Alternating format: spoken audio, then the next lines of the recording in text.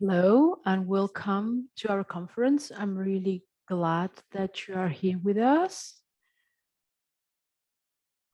Thank you very much to Carolina for all the technical instructions. And she is in charge of everything from the technical point of view and prepared everything. Thank you for coming. Thank you for being us. And also thank you to the Czech German Foundation, Future Foundation.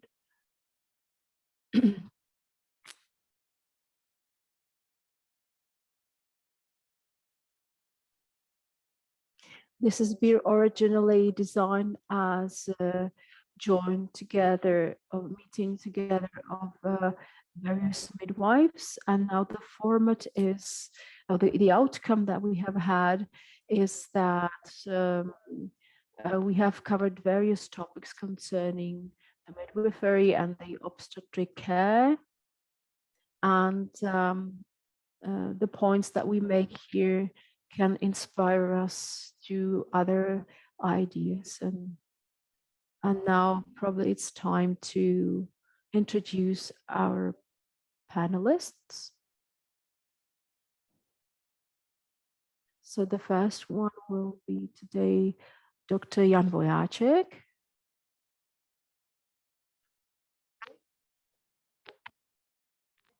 He's a physician, nothing to do in obstetrics, but he's got practical experience because he's got a new very young baby at home.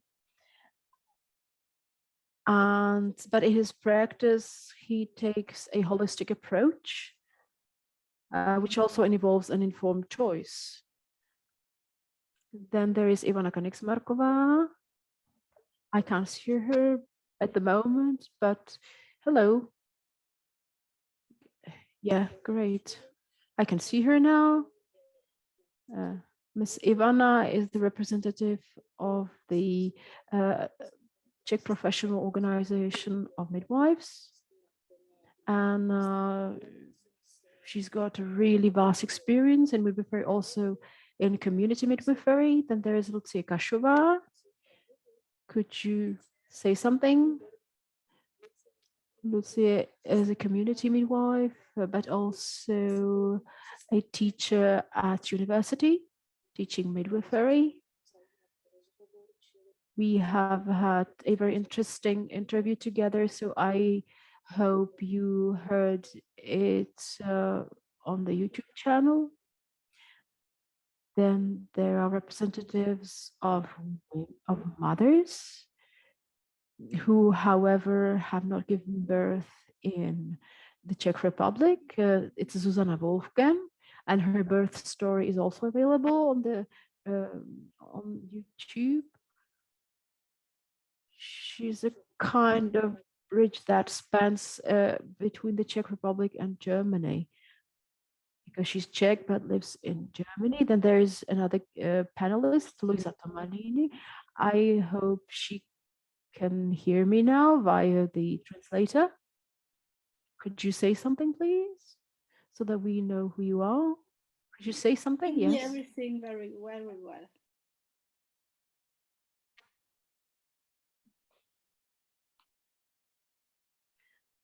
Luisa Tomadini is a midwife from Bernsberg, and she's represented of a group of midwives who of community midwives who, however, work in close cooperation with a maternity hospital, and the hospital has family suites there. Then we have Amira Cermanic, another panelist. Could you say a word or two so that we know where you are? Hello, it's a pleasure to be here, and hello, Lenka. Ms. Amira is going to tell us something, and has already shared with us her story. hopefully she will also join in our debate on the choice, on informed choice in childbirth. Another panelist is Paul Golden, but unfortunately I can't see him, and unfortunately he can't be here with us. He's from Great Britain. He's a midwife and he's on duty today. But at least his presentation and an interview that we have had together is available on YouTube. And this is very much, I mean, this YouTube presentation is very much on the informed choice. Another panelist from Latvia is unfortunately ill with COVID. She's got very bad symptoms and very, very bad headache. And there haven't been much of improvement, so she can't be here with us. I talked to her and she says that the situation in Latvia is quite similar to that one in the Czech Republic, and I believe that there might be some cooperation between our midwives and Latvian midwives. Again, you can see my interview with her and her presentation on YouTube. Now, if Karolina could show us the presentation, my presentation on why women in the Czech Republic have a limited informed choice in childbirth. That presentation is in a way a summary of what we have covered in the previous 2 weeks, because it tries to identify the problems, and today we might be trying to search for solutions to these issues. So it should be now available. Now we've got it. So the presentation is again on why women in the Czech Republic have a limited informed choice in childbirth. And of course, not only in the childbirth, not only in the Czech Republic, but also in Eastern and Central Europe. And it's the informed choice that covers the antenatal period and childbirth period, the very birth, and also the post-birth. The panelists from the previous 2 weeks have indicated that a very important factor is also in the approach of the states, the authorities, and also in the approach of the health professionals themselves, is the fear. And the fear is also in those who have a word in saying how things are going to be. And they're so afraid of, for instance, home births, that they want to hear of them. Yeah, the approach is we want to hear of it, we want to speak of it, and we don't want to see it. Yeah, it's like a skeleton in the cupboard. But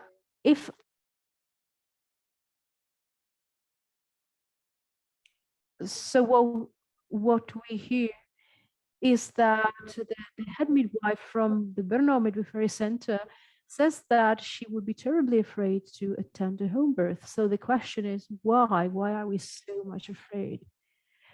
Yeah, why are we sticking our heads into the sand when talking about home birth? We came to the conclusion that, among other things, the study programs, the syllabi, marginalize teaching about natural birth, actually. That such things as the ongoing assessment, such things are marginalized, the physiological birth. This is not taught very much about how the baby is doing, and also another thing is that when I want to hear materials, when I want to find materials on antenatal period and postnatal period care for midwives, I mean, it's very easy, but it's very difficult to find something on the care during the childbirth. And this may have to do also with the lack of places where midwives could learn the practical skills that they need for community care during childbirth.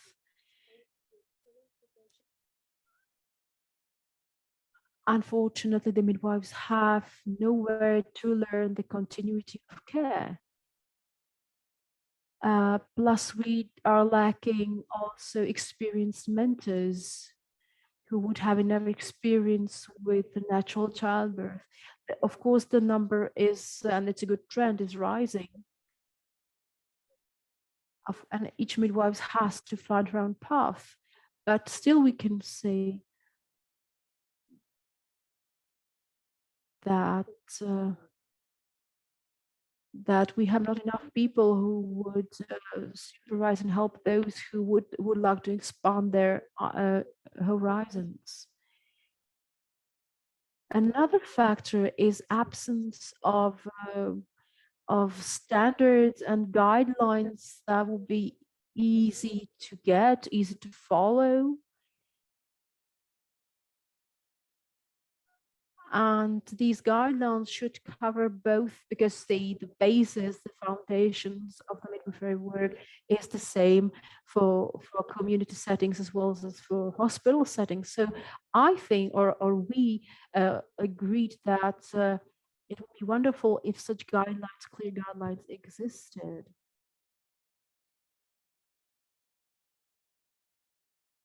And then, of course, that there can be some so there can be a certain margin for decision, but still it would be very, very practical to have some guidelines, some basics. Another factor, at least in the Czech Republic, is that in the Czech Republic, the obstetric care is provided on the grounds of guidelines that are set by doctors, by obstetricians.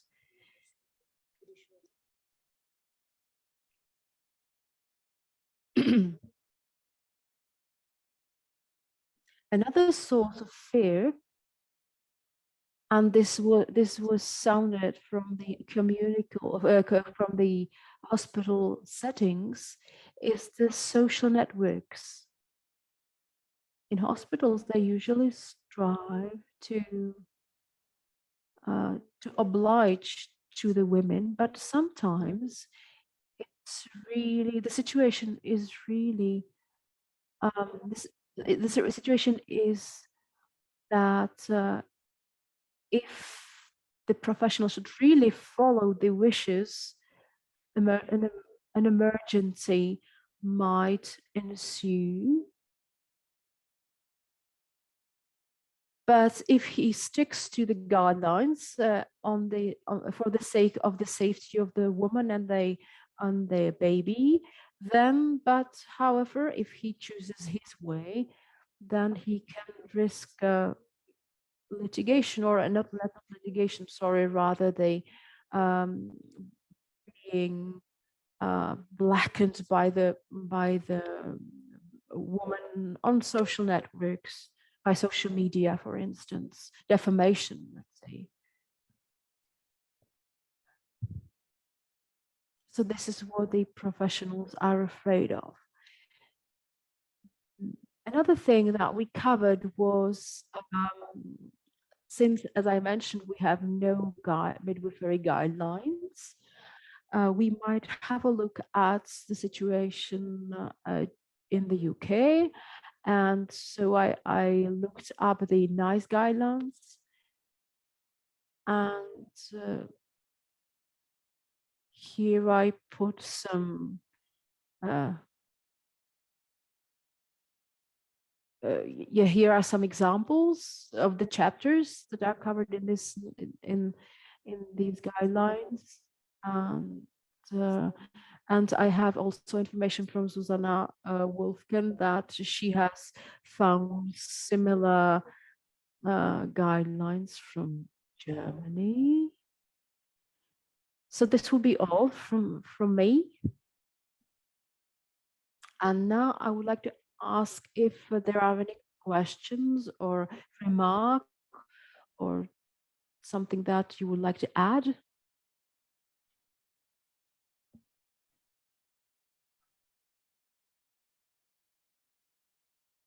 Carolina, can you say somebody? I can't see anybody. In that case, we can continue. And another point in our schedule is a document by Paul Golden, or let me have a look. No, it's not. What we've got here now is a summary of what was covered in the last 2 weeks. There are some points that we have summed up. Can you share the screen with these, please?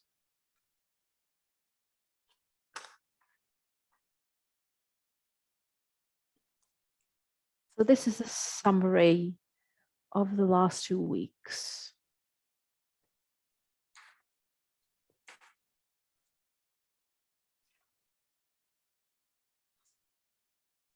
These actually have to do with what I have just been saying.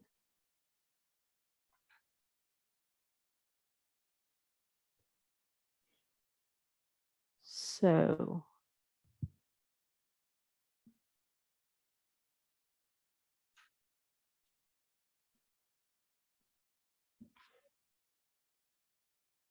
as I've said already in my presentation, there's a law on healthcare services in the Czech Republic, but this law does not free the professionals, the caregivers, from the fear of the legal consequences of their decisions.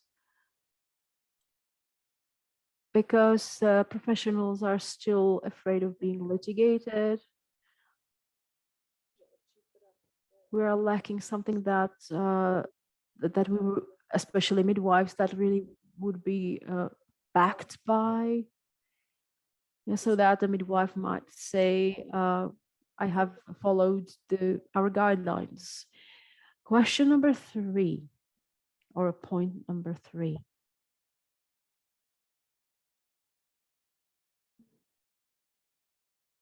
So it is that comparing the situation in the Czech Republic and the UK, in the UK, doctors try to ensure maximum safety for the woman and child within what the woman wishes. Number 4 is, and this will have to do with what Paul will be talking about. And because in his work, he is trying to really follow what the woman wishes. And in the UK, a woman has a guaranteed choice, or a choice that is guaranteed. And the wishes are respected in principle, and she's got the opportunity or the chance to refuse the offered care. Now, number 5, the NICE guidelines says that continuous monitoring is a practice that is not recommended explicitly in straightforward pregnancies. Another thing is that the family suites in maternity hospitals might combine the benefits of a maternity facility and the pattern of care and physiological natural healthy childbirth. Another point was that closer cooperation with community midwives might solve the problem of the lack of staff in maternity hospitals. The Czech Republic lacks education and guidance of young midwives for self-development and communication. The Czech Republic also lacks places for practical training of new community midwives. Then again, comparison with the UK, where in principle, 2 midwives attend home births in order to gain improve their skills and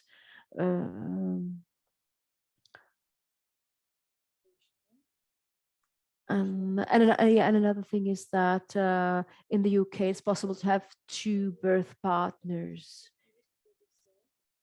and there's also a continuity of care throughout her pregnancy. This is a choice that is lacking for the women in the Czech Republic. That will be everything about the presentation. Now to Paul. Golden. If you have seen his presentation, he's been traveling around the world, and he's a mediator and human rights activist. And being a midwife himself, he has decided to help midwives and also women to support them in seeking ways to gain the informed choice.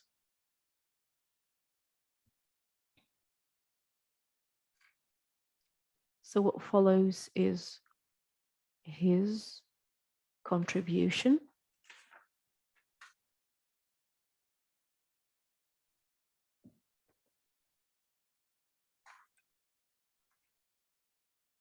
It's going to be a 6-minute interview.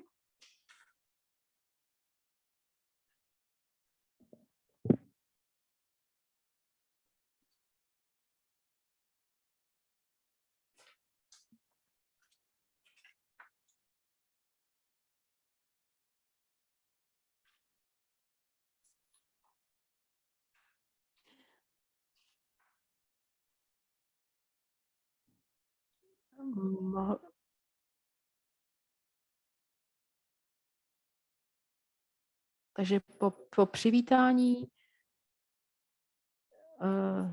mohl bys vám něco říct o sobě? Já jsem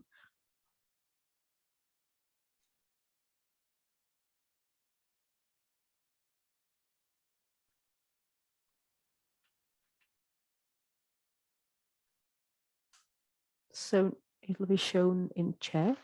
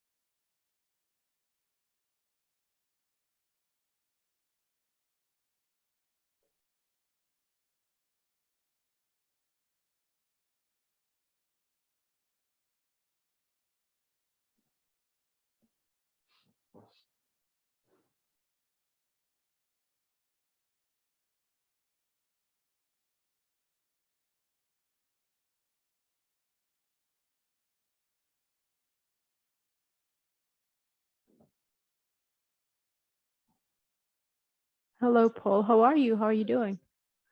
Hi, Susanna. Yeah, I enjoy every day, so I'm fine. Welcome to our conference, and could you tell us please something about your work?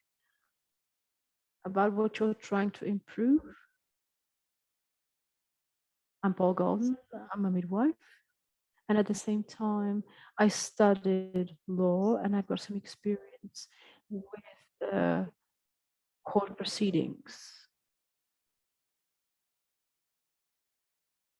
I've got actually 2 reasons that are the 2 guiding principles that I'm following. The first principle is what the woman wishes. So if whatever the woman says, it's okay. If she doesn't want the monitoring, and she refuses it, it's okay for me.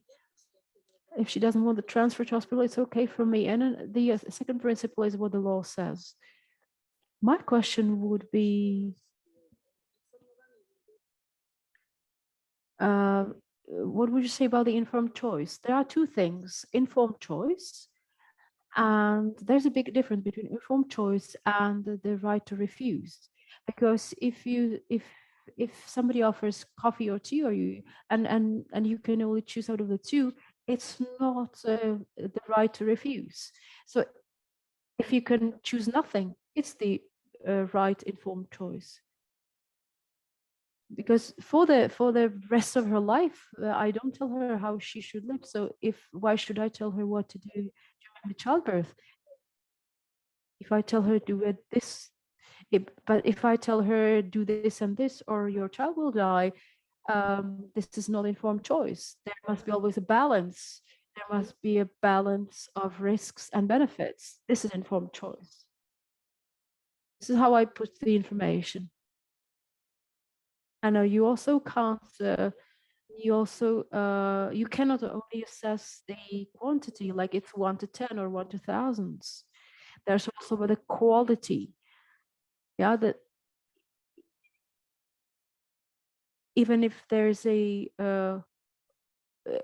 even if when it's a matter of life and death, and the risk, and still, if it's a matter of life and death, she can sign that I understand the risks, and she must have the choice of, for example, giving birth to twins at home.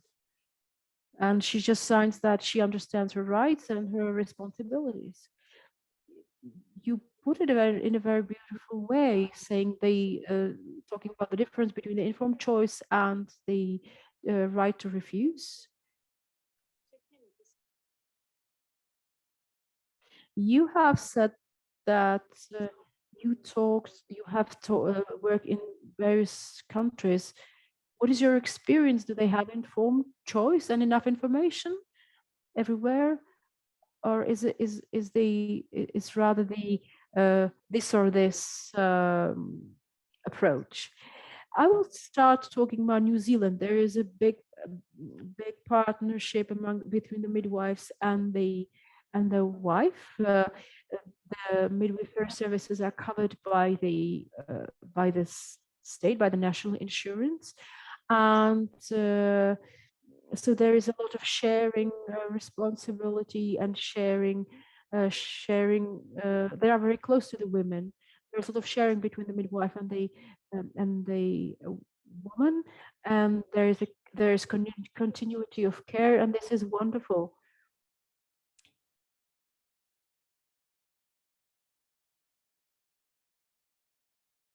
And also the outcomes in New Zealand are very good. There's a case law principle. And where else have you also seen this this ideal situation? And also where else have you seen it? Also in the Netherlands and also in Sweden, in some places. There are also great places wherever there is this caseload approach. In our conference, we found out that in Eastern Europe, the caregivers, whether midwives or obstetricians, are in principle afraid of the unknown. And what they don't know is normal birth in normal settings. They have no experience with it, because medical students have their practical training in hospitals where doctors work that are called to attend at high-risk births. And also midwifery students attend practical training in hospitals, so they have no place to see physiological birth, the natural birth in natural settings. So the approach that prevails is, I don't know it. I have no experience with it. I have nobody to learn it from. Have you got any recipe for this? Any tips? It's staying calm and quiet and wait for a while longer, and to be patient. But what is even more important, what is most important, is to start within yourself, to change things within yourself. If you work with love, and that's what a lot of midwives do, that they work with love, then it's a way to change things.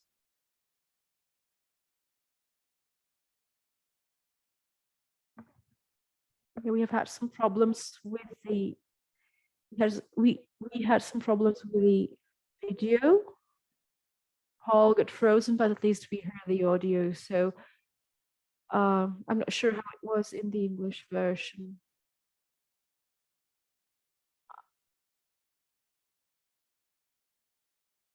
Unfortunately, we didn't find any male voice to do the translating into Czech.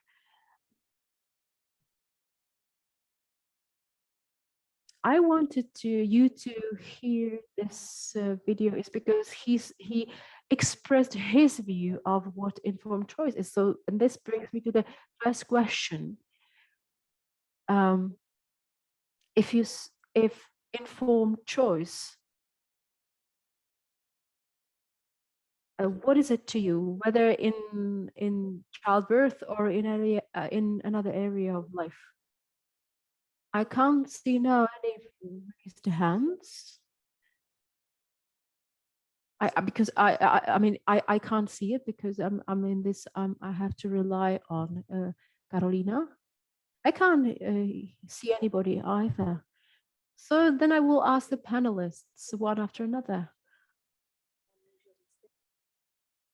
Dr. WOCHE, what is your opinion of the free informed choice? Thank you once again for inviting me and also for the question. Talking about the competence in making decisions, it is difficult today.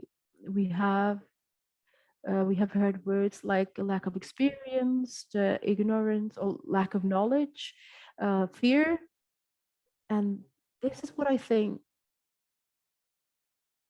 is what goes around many systems that are present in medical care.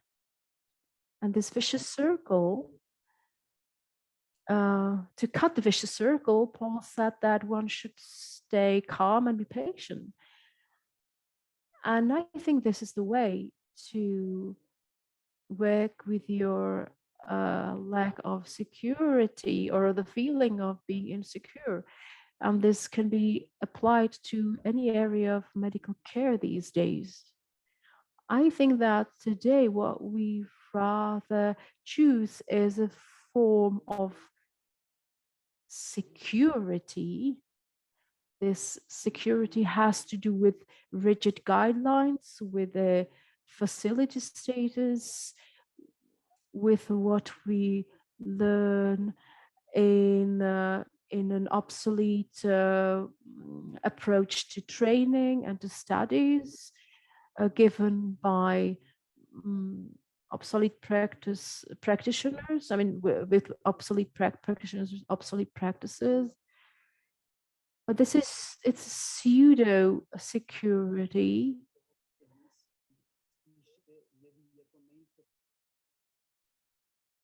Instead of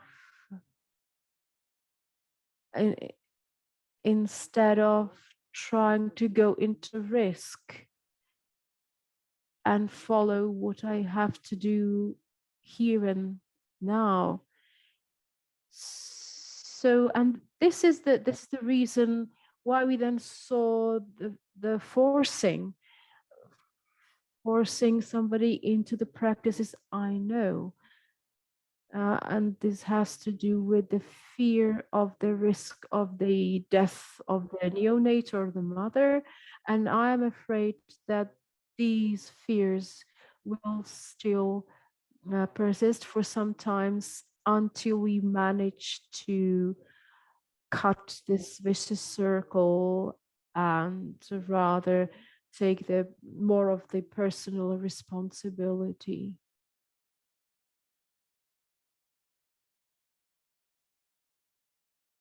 I see this vicious circle and this complex situation in other areas of medical care than obstetrics, and we are not very successful in cutting it. Thank you for your valuable opinion, and I will now ask another panelist. Now there's been a Czech speaker, so maybe now and now Luisa Tomadini, please, a foreign panelist. I will speak in Czech now. I hope that we've got. Okay, unfortunately, Luisa is not feeling well, so she will log off. This anyway, okay, then Amira, if I could ask you as a foreigner. Yes, to comment on Paul's interview. Well, Paul is my. Paulovi, co říkal? Let me just switch to these languages.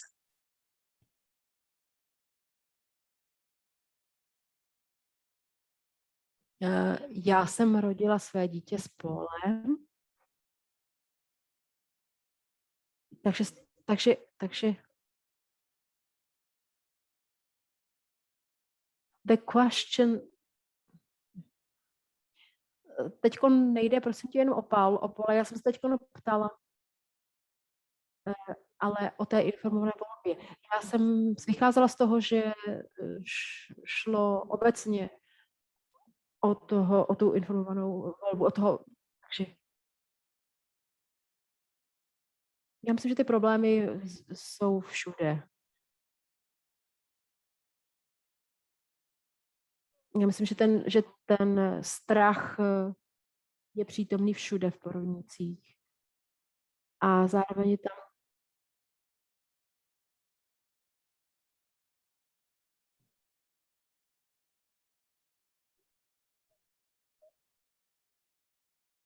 jde o to, že ta osoba, která poskytuje tu péči, musí mít sama víru v ten informovaný souhlas. Jde o to, že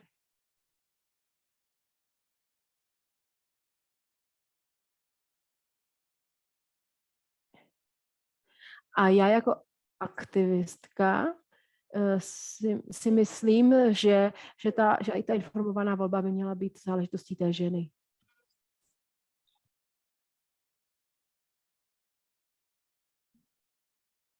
Now, Ivana Königsmarková, what in your opinion is a free informed choice? And then we have Ms. Kashova who also wants to say something.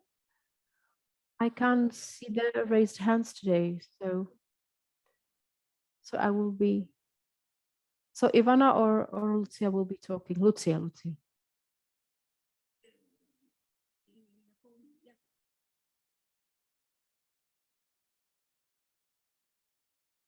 I wanted to react to what Dr. Wojacek said when he was talking. He was talking in general, and I want to be more concrete and talk about what is going on in childbirth. When talking about physiological childbirth, it's a natural process where it's very important to trust it and, so to say, do nothing. In fact, just do there and to check whether the process is going right and whether there are no diversions from the natural process. And if there are any diversions, then interventions are necessary. In that case, we must know why we are doing it and what we expect from it.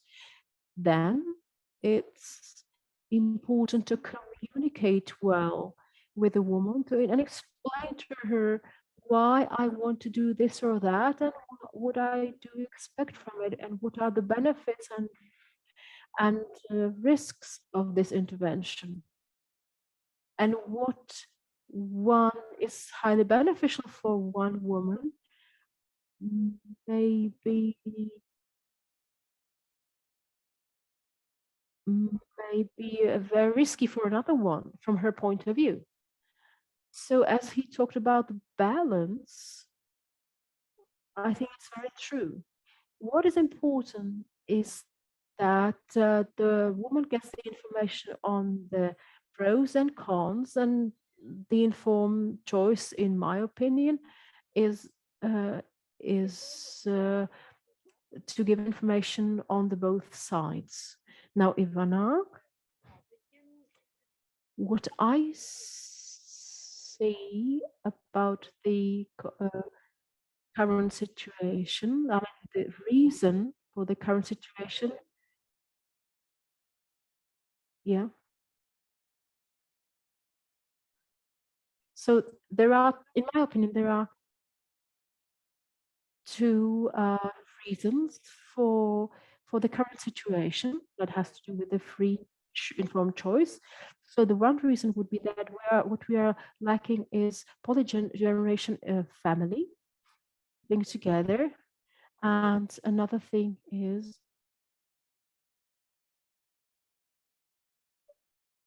the fact that because I have been midwife for 40 years, which is maybe longer than the age of many panelists here.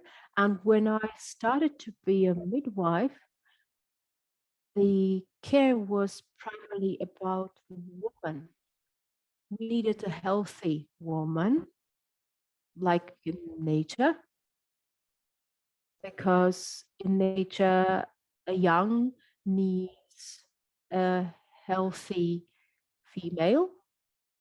And of course, we took care of the baby as well, but the woman was in the right in the first place.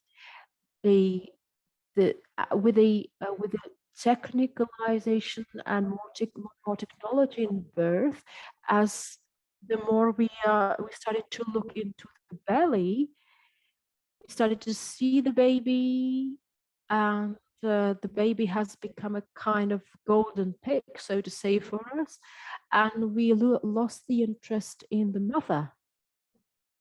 And this is what I see as a big issue.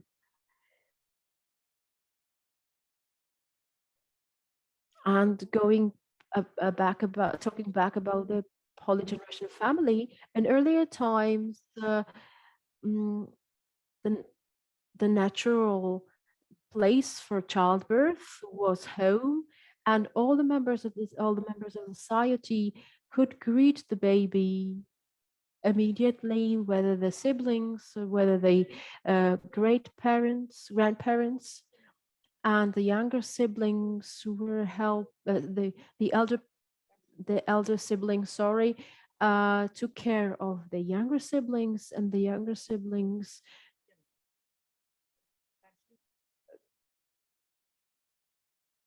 could count on the help of their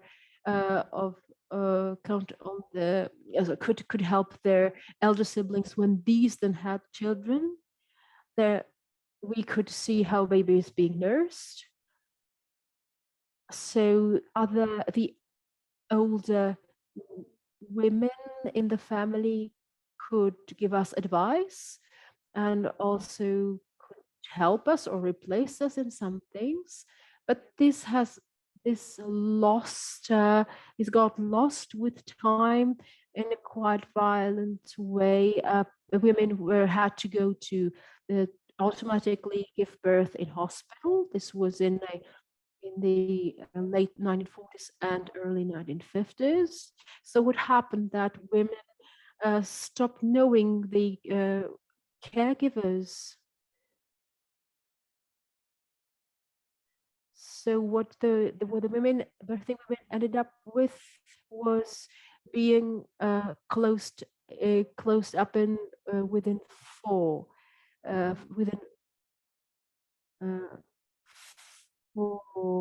walls, without a midwife, without somebody to get support from. I got a midwife in 1974, and there were up to 10 births at night.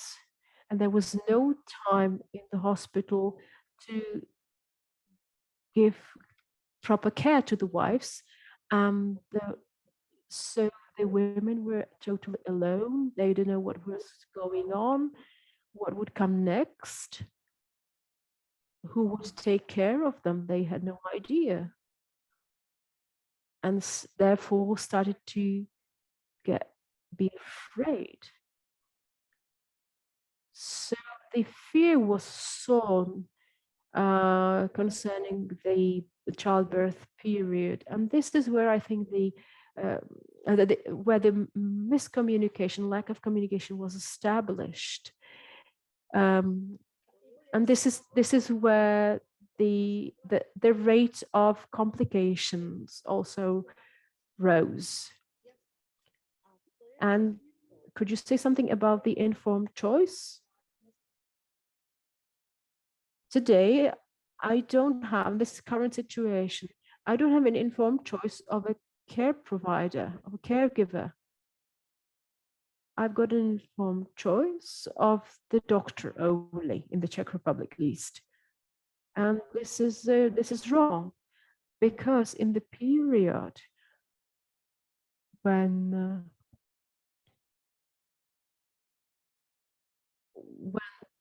births were transferred to hospitals, the doctors took the lead,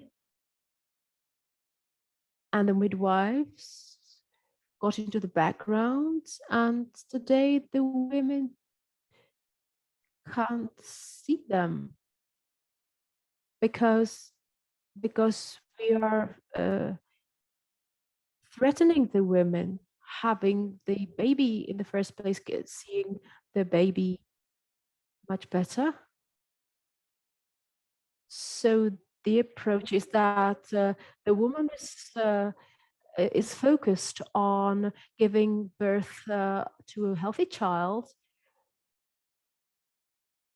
but this goes against the healthy family. You put it in an interesting way. You said that the women are lacking, the fear is caused by the lack of support in the family, and also because because of the lack of knowledge among the caregivers. So the fear seems to really block us. And you followed up on Paul when he said, when he talked about the difference about informed choice, and the choice to, whereas so a woman can choose this or that gynecologist, yeah, but there is not the informed choice to refuse. Now we have Miriam here. Can I ask a question to Miriam? What is it? What informed choice, if you, in brief, could tell us what it means to you? Could you please? What is informed choice to you? I was just about to raise my hand, so Já thank jsem se you for zrovna asking. chystala přihlásit se. I just get confused by the translation. I don't know if that's possible to switch that off. So I try now. Tak, teď už jsem si tam ty kanály zapla. It doesn't quite work. Okay, I try to concentrate. It's what is it? The informed choice. I kept thinking about it because Já o tom pořád it's in přemýšlím. a way Protože na sometimes jednu the stranu so-called informed choice in Germany, or I experience it in Germany, means that women come to our birth center and they say, I don't want this, I don't want that, I don't want that. že žena přijde do porodního centra a říká, nechci tohle, protože for example, a C-section was horrible, so the woman says, I don't want a C-section. Protože má ta žena například which I can understand very well. Řezu, takže říká, prostě nechci císařský řez. And I think the task for us as midwives is, a v takovém případě is it a real informed choice to not want to do certain interferences or certain remedies or whatever, a drip or a vacuum extra or whatever, or to induce labor, or is it just the fear to not being able of being informed what is happening, or being overwhelmed?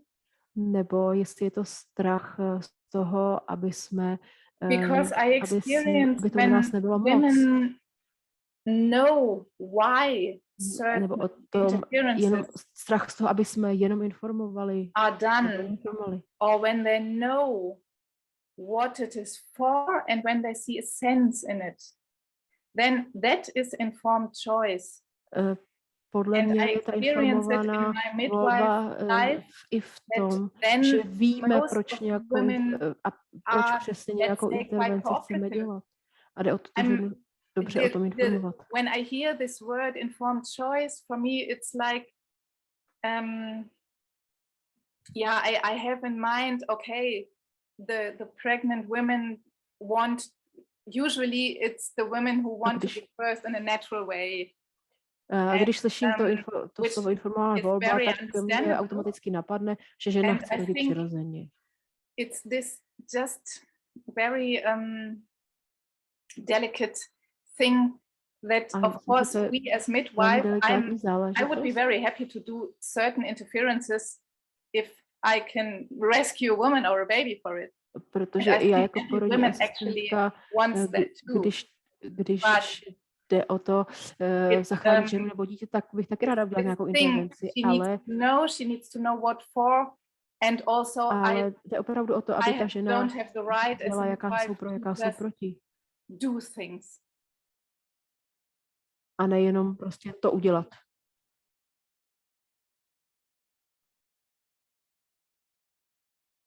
Thank you very much. That was put in a very nice way. And I took a note of another keyword. The previous one was fear, and now the next note I made was the word communication. So it seems that it's important to communicate well with the parents we work with, so that they can really choose and not just say yes or no. Is there anybody who has raised her or his hand? We've got Ivana Konigsmarková here who wants to say something.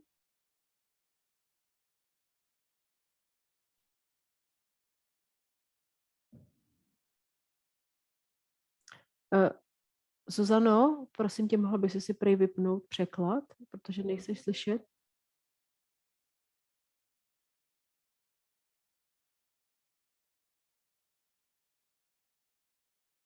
Já slyším.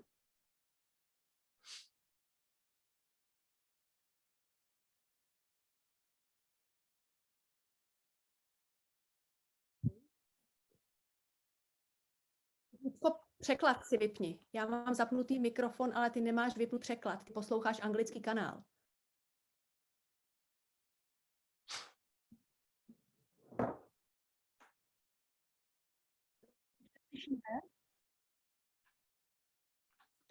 My next question is, what can a woman choose from during her pregnancy in each state you're representing here? It may not only be about midwives. It can also be a question for mothers. We've got Susanna Wolfgang here, who gave birth in Germany. For instance. Ty neslyšíš, protože máš asi zapnutý anglický kanál. Nemáš. Aha.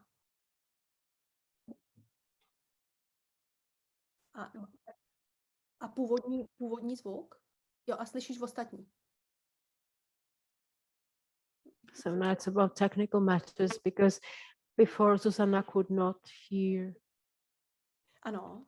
others, so now they're talking on the phone about technical problems. Zkus.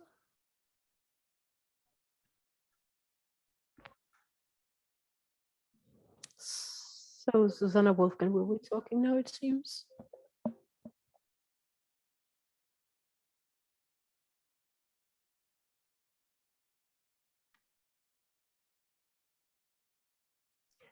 Susanna Stromerová will now log off, log off and leave and join in again.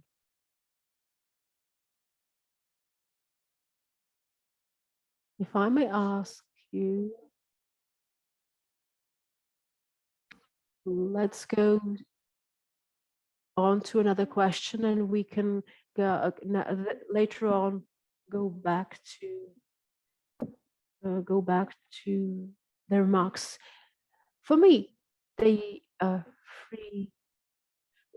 freedom of choice was I had enough of it. Sorry, I'll be talking about Germany. And when I got to Germany, I was 6 months pregnant. I had no information when I came to Berlin, but it was so easy to get informed about the situation in Germany. That would be my first remark, was that I really felt I had freedom of choice. And then the next remark is that whenever I asked questions about why are you doing this and what are the benefits and risks of this, the answer was always okay. That I didn't feel that it was not okay to ask. I was not afraid to ask. And the reaction was always like, of course you can ask. And this was not my previous experience from the Czech Republic. Because in the Czech Republic, my experience that doctors often feel any question as an attack on their knowledge, on their expertise. In Germany, there is a really wide choice of antenatal education and courses. Now there is physical exercise for pregnant, also in water. And there is also services for mothers with complicated pregnancies who, because of their problems, could not take care of their elder children. And these programs are covered by the insurance. There are basically 4 choices. The classical hospital birth, then hospital birth accompanied by midwife, then birth center, with a assistant of midwife, and also home birth. And this is all covered by the insurance company. In case of home birth, it is partially covered by the state.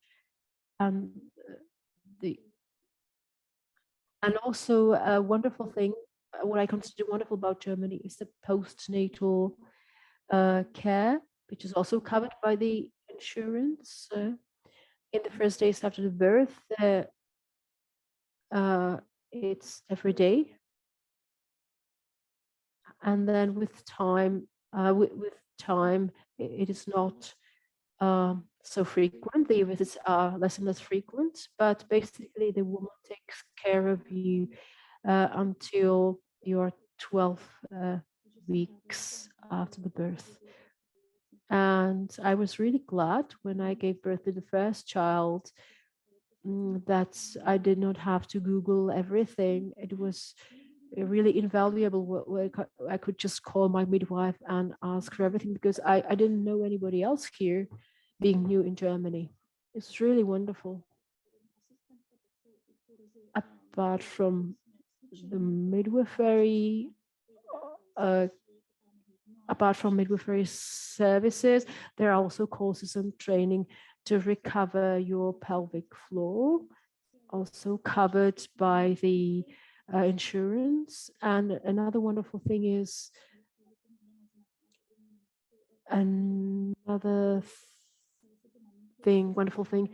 is courses for socialization of the fresh mothers.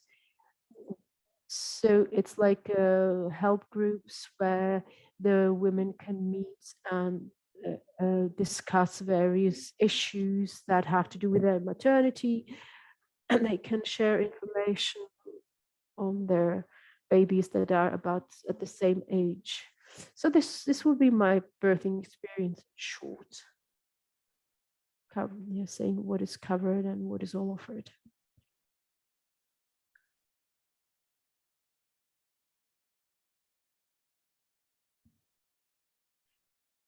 Jo, máš vypnutý mikrofon. Zuzana's mic is off, so that's why Zuzana Stromerova's mic is off. We can hear you now. Thank you. If I see, well, it's Eva who wants to say something. I wanted to react to this freedom of choice and informed choice. If the woman gets enough information, even epidural analgesia, for instance, can be informed choice to her. And I think this is what she should get. And I'm not a proponent of interventions, but she should get the pros and cons, information of pros and cons, so that she can really decide. Yeah, this is definitely important, and this has to do with the communication, the key word. Another Lenka, what has been covered, what has been said is that informed choice has been mostly presented as a right to refuse. But what is informed choice and what may have to do with informed choice is also a wish, a woman's wish, for example, to give birth by section, even if she doesn't have to. So this also should be informed, the pros and cons, so that she's got an informed enough information. What we have heard now is the situation from Germany, from mother now, and now another approach to the wider scope of informed choice or freedom of choice might involve. Does anybody else want to say something, Miriam? If she's still with us? No.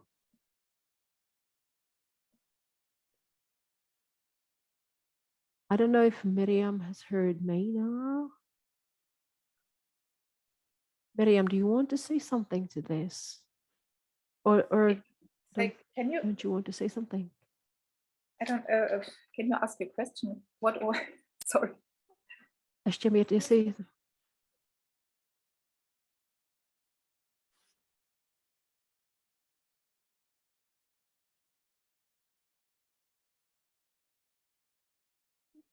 Yeah.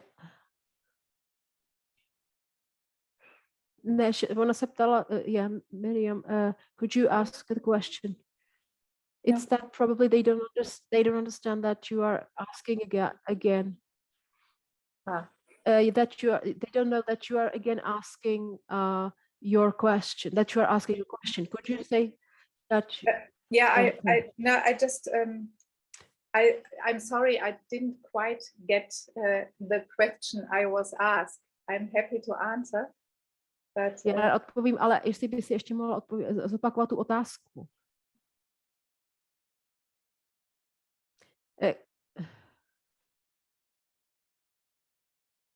Could you, Miriam, please ask once again? They don't understand. They don't understand that you want the question. I'm just not sure at the moment whether I was asked a question or yeah, okay. And can you please, because I didn't quite get the point of the question, I'm sorry. Maybe it's because of my English.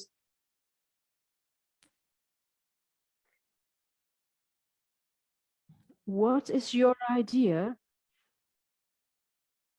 what is the choice for women during antenatal, childbirth, and then a postnatal period, and what's the offer of services and how is it covered? We have here the experience from the point of view of a mother.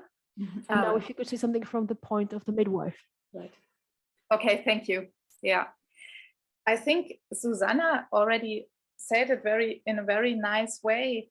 The women, si myslím, že už velice pěkně řekla, že women have the choice to get informed what they can do during pregnancy. They can do classes.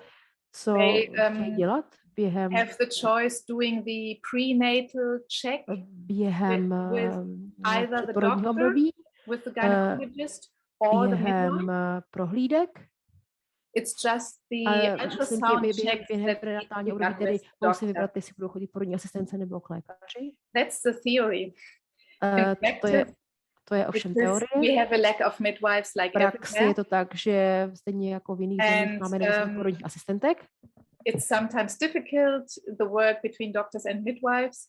And in Dresden, the town where I live, we are in a really lucky situation that it's possible, and we really take care, or we really have a big interest in getting to know women already during pregnancy. Máme velký zájem na tom, aby jsme ženy poznávali už během těhotenství. A takže mohou k nám chodit už i do ambulance. I would say maybe we can then take the time to really inform the women about what is expected. A potom máme samozřejmě více času, čas na to je náležitě informovat. A tohle to všechno je tedy hrazeno ze zdravotního pojištění. Sometimes in reality it's not as easy as it sounds now. Ale v realitě to, když to hezky zní, to tak někdy úplně není. By law it is possible. The same with the birth. Práva. It's possible to have home birth, to go into a birth house, like the board's house I'm working in. Jít do porodního domu, kde pracuji já. It's possible to go to a můžete jít rodit to a university, like high level fakultní nemocnice. It's possible to go to smaller hospitals.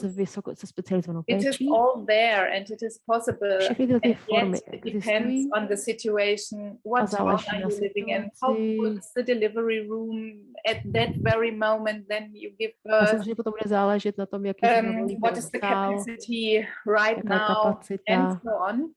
V daném okamžiku. But when I mean I'm probably yes it seems to be really better than in other countries.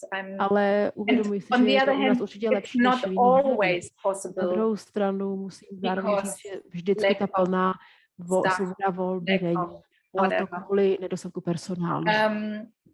And then there's the postnatal care also. Yes, every woman has the right to have her own midwife who does home visits in the postnatal care. Potom je potřeba porodní asistentku, která dochází. Same. If there is no midwife there, nedělí. A samozřejmě zase, když je nedostatek porodních asistentek, nebo když paní asistentka nemá čas, tak to prostě nejde.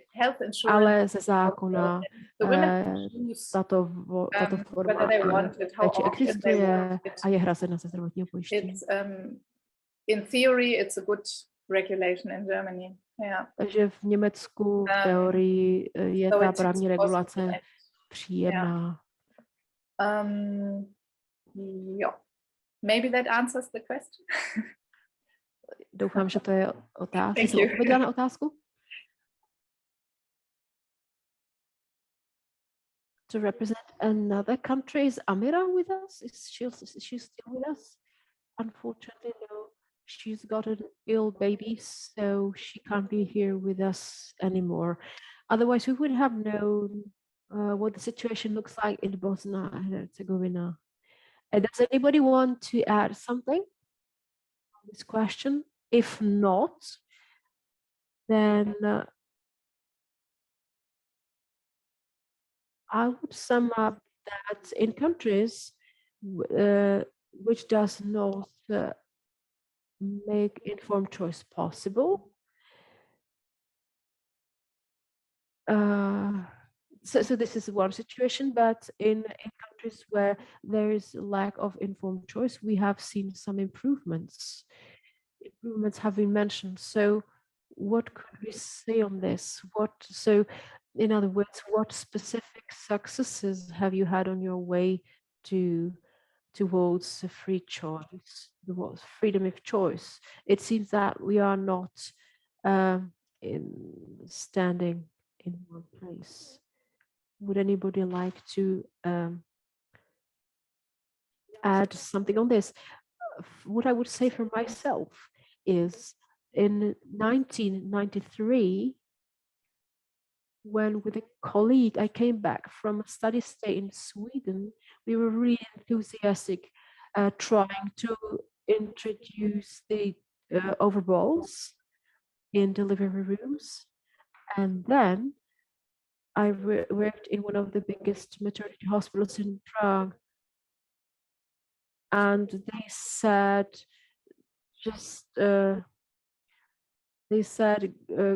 go to hell with Stromerova and with those gymnastic balls, with the overballs. Today, however, each delivery room has such overballs. Or another difference is that that a woman can have a birth partner, and they can choose. In many hospitals, they can choose positions, change positions, have freedom of movement. Could we, so that we stay optimistic, do we have any other improvements? My experience, because my baby was born 3 months ago in a small hospital, the baby was very quick. The baby was born up to some 8 months after we arrived in the hospital. And after the birth of the daughter, a pediatrician was kind of rough, and she wanted to take the baby away when the baby was still on the mother's chest, and K-vitamin and weighing and measuring. And we knew that we wanted nothing out of this, that we wanted to enjoy the moment of birth, the moment that it was clear that everything was fine. There was 10-10-10 score, and at that moment, this pediatrician started telling us what should and shouldn't be done, and at that moment we had to stay clear and stay firm on our position that we want to we did the baby to stay on her chest. And we could see then after some time, after we stayed firm, the doctor just got less assertive. And when we talked about the communication, so it seems to me that very often on the medical part, on the part of doctors, it's about the borders, it's about the testing and the integrity of the couple. And when we manage to keep the integrity as the partner, as the birth partner, and it could be seen that the doctor started to retreat her position, and then later on later on we heard that it was probably the first time that the other personnel saw this doctor to retreat from her original position, because otherwise she usually does what she wants. So this was a change. So I think that it's also important to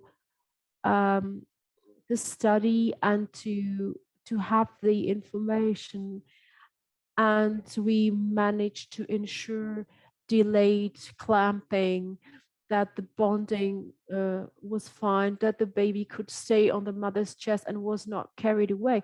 And we managed to enforce this. So what I want to say is that the couple should be ready to know what they want and to be informed and and it's of course about also being polite but firm. What I remarked was competent self-confidence. So that's another three, for me, it's another three key word. So apart from communication and fear, another factor is this competent confidence. What I wanted to add on the successes is that what Mr. WOCHE was saying as successes and victories is something that I here in Germany experience as a matter of course. I never had to fight for them. Delayed clamping and staying with the baby all the time and unnecessary interventions were not present. I mean, yeah, these things were not this delayed clamping and uninterrupted contact were just normal. Yeah, this is another thing we are fighting for is these things to become a standard so that we kind of come back to the natural approach. Ivana has now raised her hand. All that has been said is what is happening in this country, whether the balls or the bonding and delayed clamping. These are unfortunately things that are changing, but these are not systemic changes, unfortunately. Because even in the most friendly hospital, you can come across an idiot, whereas on a hospital that is not profiled, does not profile itself as friendly, you can come across a nice doctor, a nice person, and this is not correct. I'm a part of a working group existing with the Ministry of Healthcare, and last year we managed to enforce, when talking about the equal opportunities and in health, we managed to push through also obstetrics in the gender equal opportunity agenda, and now it has become a government program for the period 2020 to 2030, and on the grounds of this, a committee has been set up where midwives, doctors, whether gynecologists, pediatricians, and neonatologists, obstetricians are represented, and they should follow this government strategy. And the very first task for this committee last week was to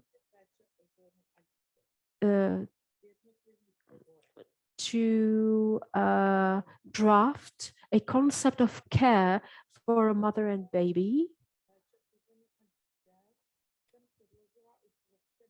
And this is something that I already made a draft of in 2000. Yeah, so it's 22 years ago. So hopefully next year at last, this will go through, and this I see as a starting point for the midwifery guidelines, and hopefully the caregivers will follow this, because the current situation in the Czech Republic is that gynecologists very often don't know who a midwife really is. Very often that they don't know that the midwife is a doctor's closest person to cooperate with, and what her competences are. I think that for women,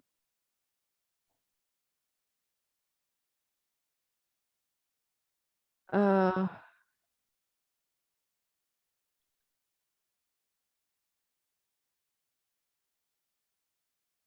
think that under the COVID pandemic situation, they will meet various problems and difficulties.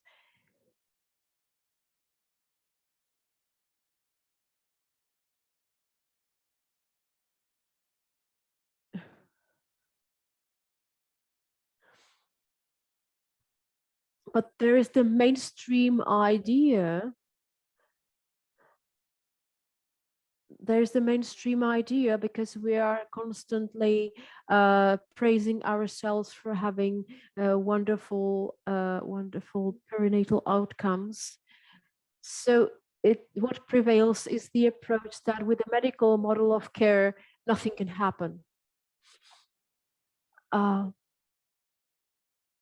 What Dr. Wojciech said was that sometimes that we opt for the insecure security, that we very often take the ways that we know in front of taking risks. And Lenka Pazdera would like to react now. When Ivana was talking about doctors, and they are seen sometimes as angels who provide for our absolute security, and this I also see as a lie that has been promoted for a long time. That there's a myth. It's a myth that nothing can happen in hospitals. So it's also up to the parents to be aware of the fact that there is no 100% guarantee, like in anything, like on anything in life. This is what I want to add. Ms. Wojciech? I don't want to go onto another path, but I would like to ask a question to Ivana. You said that you said that a baby has been put on the same level as, I mean, you talked about the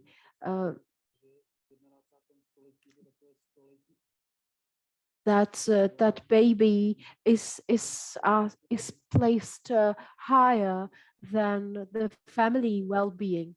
It seems to me that the 21st century is a kind of anti-family century. How did you mean exactly that the baby is placed above the interest of the family?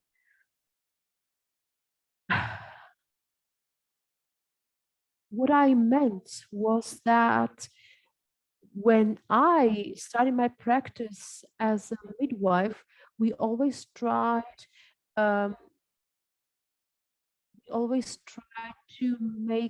keep the woman okay, to go through the pregnancy and childbirth in the best possible way. And we were also interested in the child's well-being.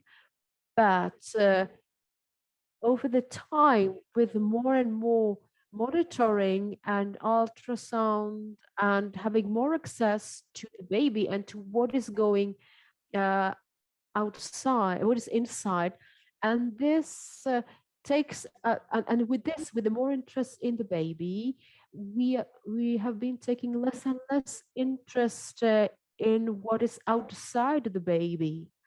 So currently, what women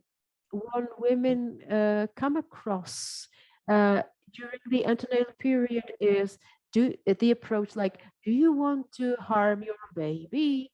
The baby is has been too long inside, or can't you, or you can't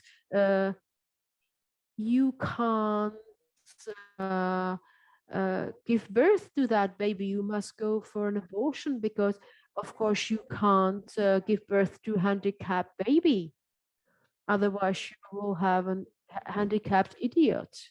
I'm sorry to have to say it like this. I don't know what the situation is in different countries. I believe that in other countries that there are not antenatal screenings done in a routine way, like in the Czech Republic. And maybe in other countries, that when it comes out that the baby might be handicapped, it is in our best interest to give enough information to the woman on what it's going to mean for the mother, to the baby, to the family, if the baby is going to be able to live until the moment of being due, if it's being born, if it's going to survive and how long. But the current situation in this country is that automatically she gets a referral for an abortion. For instance, in the 21st week, she often can feel the baby movement in her belly, and somebody tells her, just finish it. The baby is not yours. This is what I see as a big problem in current obstetrics in the Czech Republic. If I could say something to it,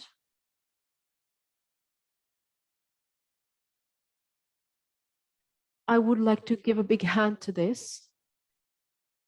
And this is another source of fear. And what women come across is that at the very beginning of their pregnancy, this is what I hear from the mothers that I see in my practice. So that the first question they hear from the doctor is, do you want to keep that baby? And then from time to time, they just feel the growth movements of the uterus, and what they hear from the gynecologist is, you must get the magnesium, and or otherwise you will give birth preterm. And then a few weeks afterwards, they just are threatened by getting diabetes. And then towards the end of pregnancy, they hear that, oh, we don't want your baby, your baby can't be preterm. So I ask, where is the time for the mother to be happy about her pregnancy if she has to go from one ultrasound, from one picture to another? Today they did it they made the picture too small. And this is instead of having time for feeling the movements of the baby in my belly. But this also has to do with families being very small today. I totally agree with what Ivana Koenigsmarková said, and what I want to add is that out of my 5 children, two of them had a confirmed test. Confirmed, I say. Yeah. So 2 tests said that they would be handicapped, and I was asked to go for abortion. And that for me, that was a moment when I ended up with all screenings, and today all my children are healthy. And ever since, I have really been in horror when I just think of how many children have been killed like this, who were healthy.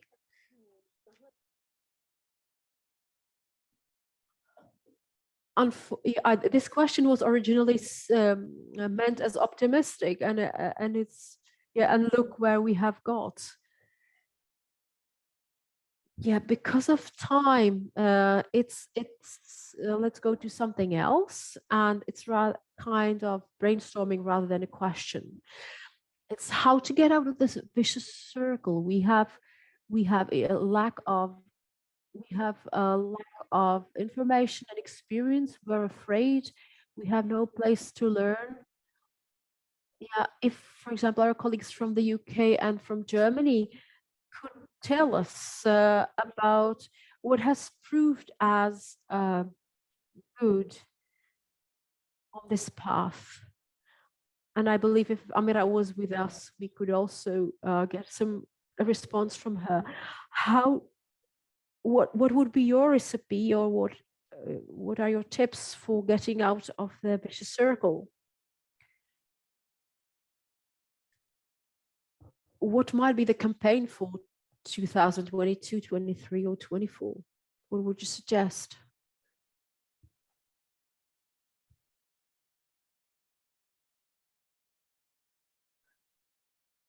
No ideas?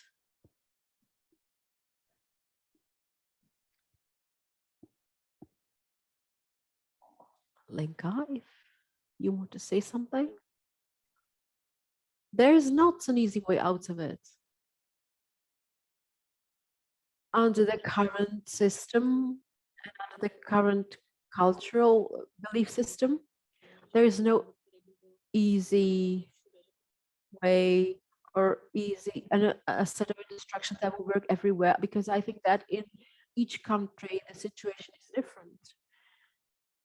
Yeah, I think that what is successful in one country may not be successful in another country as well,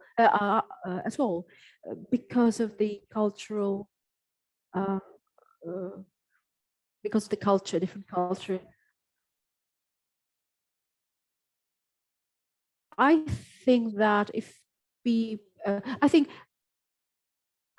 it's primarily about one's own responsibility. People take responsibility in other areas of life, and it would be great if they also took the responsibility for their choices and for what they do during the childbirth, because my experience is that they tend to just yield to the care provider and think that he will somehow or she will somehow manage for them. And that my experience is that this doesn't work like this. It doesn't work like this. Miriam, would you like to add something?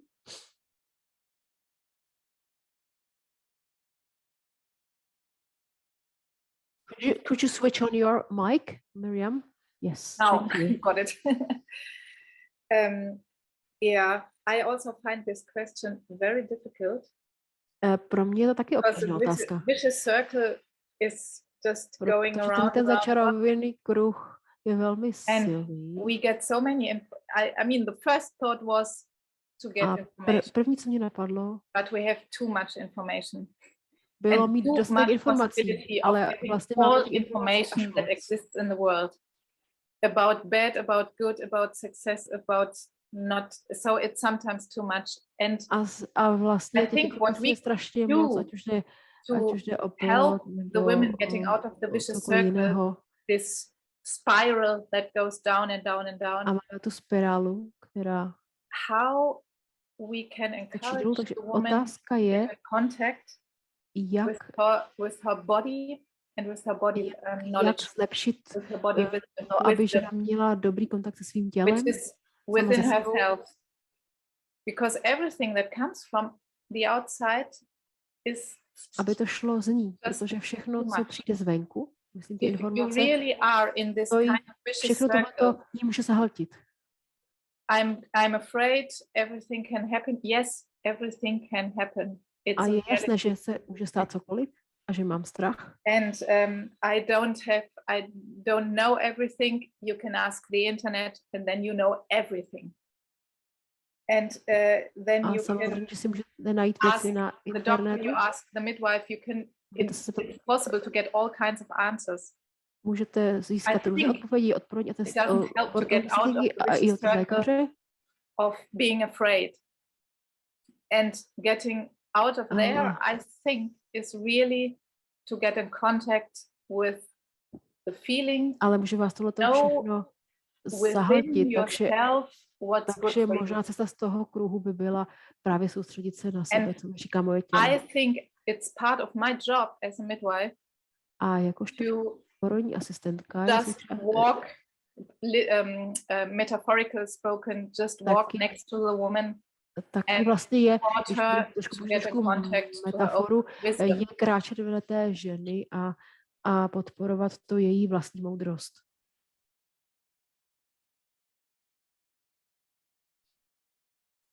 It was a very beautiful answer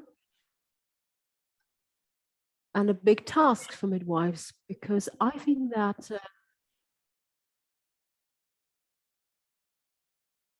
it is like that. Definitely, women must try themselves, and if they want to try, they must have a good contact with their body, and this is where the midwife can help them. If I may summarize what you said. Now, Mr. Jan wants to say something.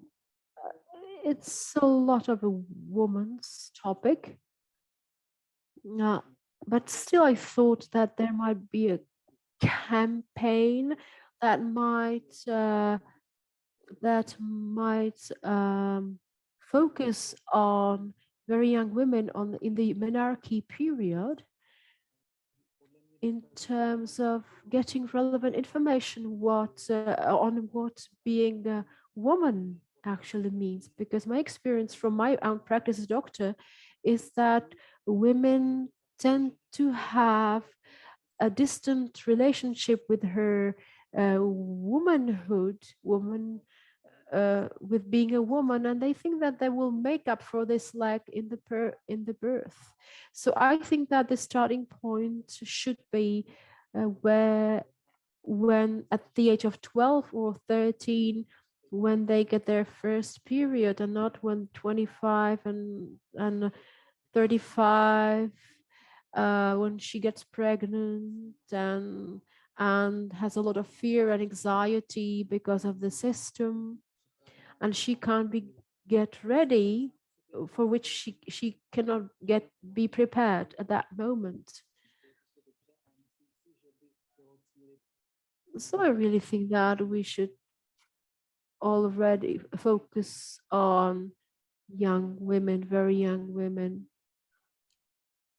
so that they know what a role of being a woman is, of what being a mother is, what a birth means, what a conscious birth and conscious pregnancy and conscious motherhood is. It's another big truth, and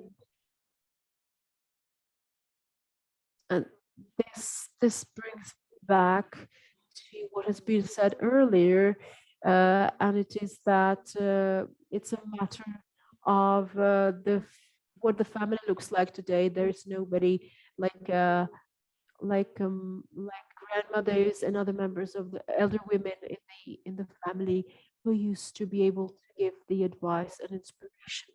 And this campaign might be a good idea for my organization, but also an inspiration for other organizations to help us probably with this campaign.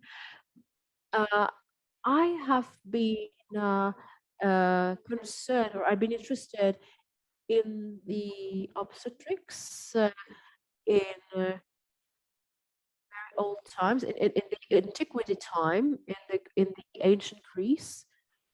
And what we are lacking today is the continuity of care.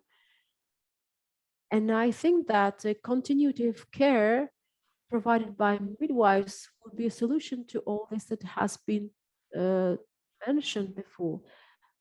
Because if a midwife took care of the wife of a woman during her reproductive age, then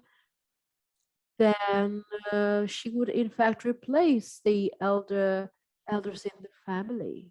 At the same time, currently we are also also victims or exposed at least to a lot of information that can be harmful, and very often information coming from doctors, because such information can come at a moment when the woman is not ready for it and she cannot look at it from the outside.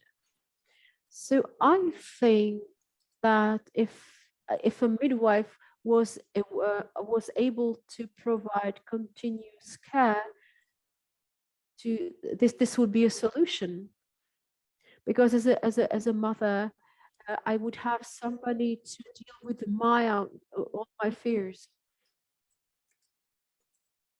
If I wanted to say something.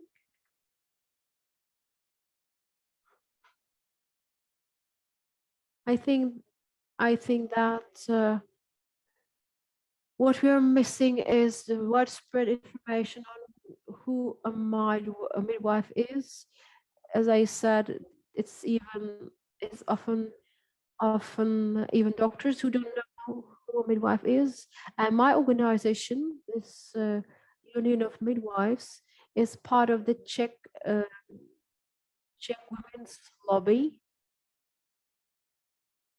And this is a group of organizations that cooperate together. And another organization is this group is Movement for Active Mother Parenthood. And this organization have a very good program for schools. Unfortunately, they don't have enough capacity to cover for all schools in the Czech Republic, but I think that this program later works. They also organize meetings of mothers and daughters, where questions of motherhood, parenthood, and adolescence can be dealt with. And at the moment, we are preparing a campaign that is going to be called "It's Been Enough," and we want to launch this campaign on the 25th of November, which is the day of obstetric violence or against the obstetric violence. But because of the current COVID situations, we will postpone the commemorating this day to the 8th of March. What often happens to me that when I read a birth story on the internet, it has very positive feedback, but when I read it, I fall into tears.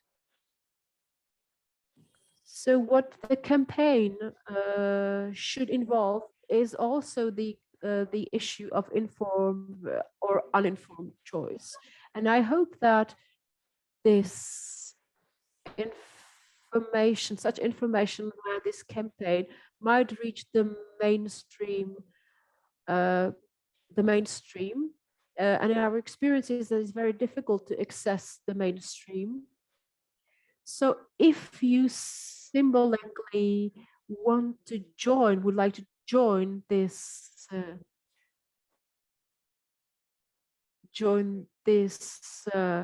campaign, then on the 25th of November, we are going to at about 1:00 p.m. and I can send the concrete information.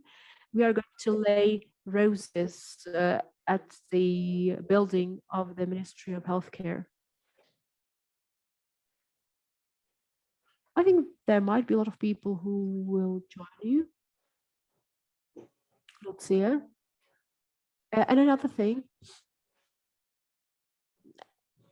actually, the roses can be laid anywhere in front of any hospitals. So maybe for those who are not from Prague, the roses can be laid somewhere else as well. And have you got a word or two written on it? That could be some information that might be shared, and we may also share it definitely on our Facebook, and I will try to find it and send you a link so that everybody can use it. Okay. So now, now Lucia. And what I would come back to is,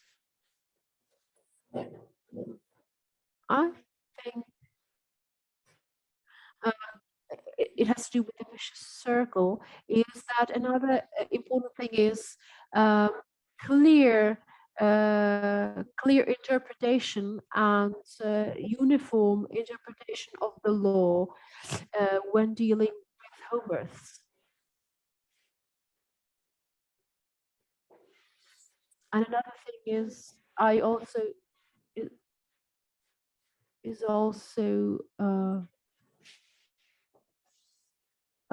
that I also agree with the role during the reproductive age. But what I agree with that, but I also feel as or see as very interesting is the period, conception and birthing period or birth period, because the legislation is not clear. Of course, the pregnancy must be straightforward, and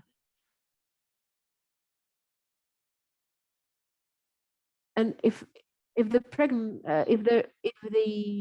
if there is a home birth and the pregnancy is straightforward and everything is fine, then if the home births were taken clearly by the legislation as a choice, then the midwifery students might also assist at this birth, come as assistants, and that might be a place for them to learn. Because what the midwifery students currently come across in hospitals is they come into contact with interventions and with induction and things like that, and it's very difficult for them to see a natural birth without any interventions. They don't have a chance. So having a clear interpretation of the legislation might be another choice. Okay, and then here we have the post on the obstetric, on the Roses Revolution, the Day Against Obstetric Violence.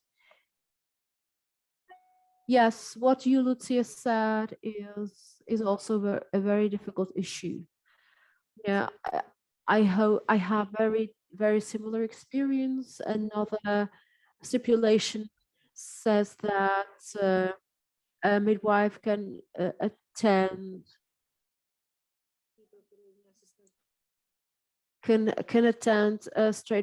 a healthy birth at any in any environments, but this law probably works for the midwives, but not for the doctors or for the authorities. But what I have made is a few statements. Thank you to Ms. Holobarova.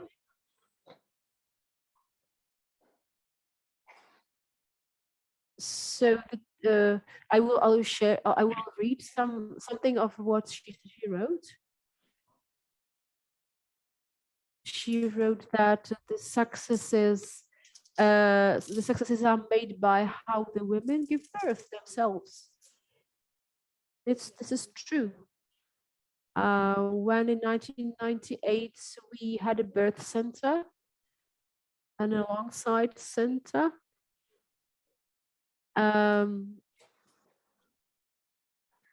It was at that time it was normal. It was not normal that there would be a preterm release, and even at that time, the women, some women just said thank you and left. So these were pioneers, real pioneers back in 1998, whereas today the preterm or the early release is quite normal, or is a choice, is an option. And so these women years ago were pioneers in this sense.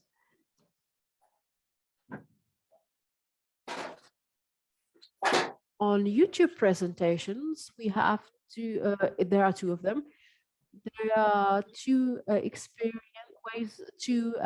presentations about experience of the birth experience of mothers. One is by Susanna Wolf again, and another one is by Teresa Rosipalová, who unfortunately cannot be here with us. If you look at these presentations, you see that the women are beaming with quiet, with satisfaction, and they say that they had very good birth experience, and in women who birth well, so to say, and that it doesn't have to be a short birth. But what I want to say, that women who have accepted their roles as a mother, they will simply let they will let the baby go out, and there's another woman, and I don't know whether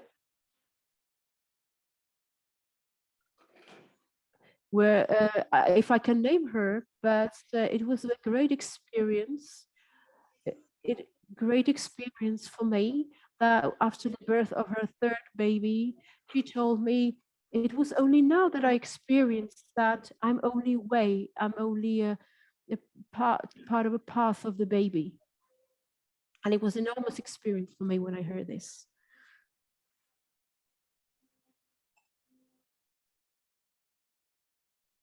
What I want to point out, that today's mothers, unfortunately, were born to mothers whose thinking had been changed by the system. So what I experience is that today's grandmothers gave birth in a bad way, have negative birth experience, and what they pass on today's mothers is something like, in our family the birth is difficult. And what I come across when a mother gives birth well, when there's a nice birth, what I perceive is that the transgeneration trauma is getting healed, that the grandmothers are recovering from that traumatic experience from their own births. Bruce Lipton and other cell biologists say that we pass on information across 3 or 4 generations. So I think it will take some time, and it might take up to a couple of generations to change this. But I think that it's important to embark on this path. I hope at least that if you're sitting here, you're not against what I'm saying. When looking at time now, so I think it's time to just add the something to add as a conclusion. If not, then I will thank you for participation in this debate. And I want to say at the end that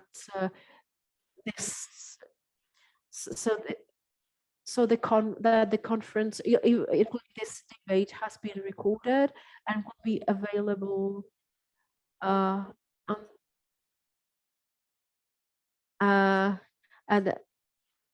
it will be available at least until the end of December, including a pilot conference from 2014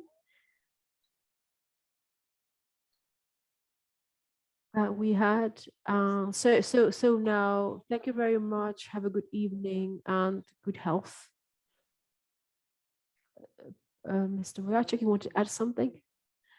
As a representative of male gender, I wanted to thank to all of you, all of those of you who pick up these topics, because what we really need is to greet and women in general need to greet their womanhood just as men need to meet and greet and accept their manhood.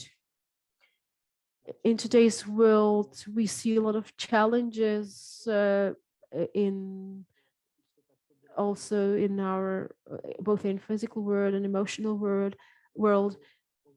So if you deal with this, if you deal with these topics and help to recover women from this kind of crisis, and so I want to say I will be very grateful to you as men, and also believe that you women can help us in coming over the issues that men share. Goodbye.